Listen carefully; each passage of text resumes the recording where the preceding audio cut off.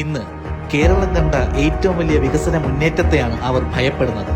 90,000 കോടി രൂപയുടെ സ്വപ്നങ്ങൾക്ക് ചിറക് നൽകിയ കിഫ്ബിക്കെതിരെ, കേരളത്തിനെതിരെ, മുഖ്യമന്ത്രി പിണറായി വിജയനെതിരെ കേന്ദ്ര ഏജൻസികൾ വീണ്ടും വാളെടുത്തിരിക്കുന്നു.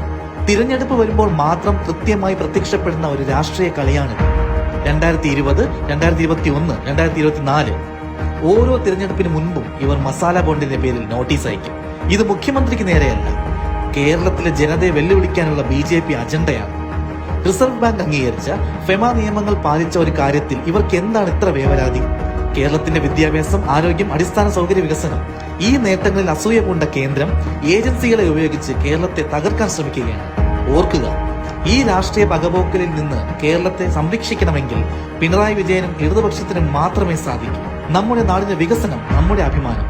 ഇത് തകർക്കാൻ ആർക്കും ഞങ്ങൾ അനുവാദം നൽകില്ല.